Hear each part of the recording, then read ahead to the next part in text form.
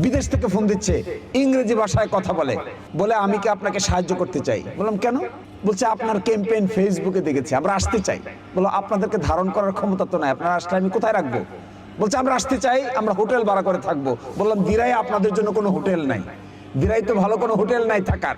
বলছে আমরা নিজ দায়িত্বে তাবু করে, মিলিটারিরা যেভাবে তাবু করে থাকে এই তাবু করে আসবো, ইলেকশন ক্যাম্পেইনে আমরা অংশগ্রহণ করতে চাই।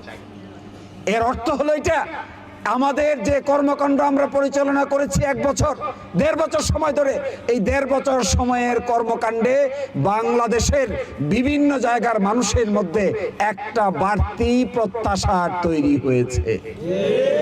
এই প্রত্যাশাটা বাস্তবায়ন, আজকে গেলাম একজনের সঙ্গে, না কালকে, দিরাই বাজারে কোনার মধ্যে একজন আমাকে কোলাকুলি করছে, কোলাকুলি করে আমাকে বলতেছে, আমি বললাম যে ভাই এইবার দেখেন দলমল নির্বিশেষে দাঁড়িপাল্লায় ভোট দেওয়া যায় কিনা।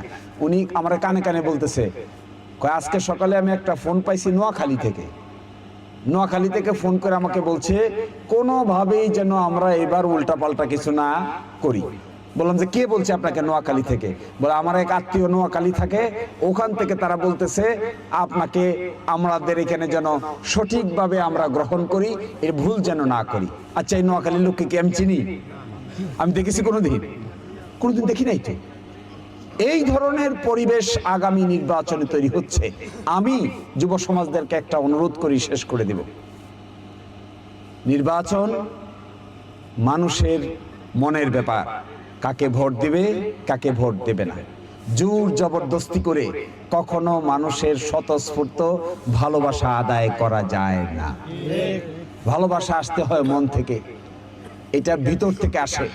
কারোর প্রতি কারো যখন ভালোবাসার টান তৈরি হয়, এইটাকে আপনি চাপিয়ে জবরদস্তি করে কারো ভয় দেখিয়ে কিংবা বড় ধরনের কোনো হুমকির সম্মুখীন করে মানুষের মনকে আপনি ধরে রাখতে পারবেন না।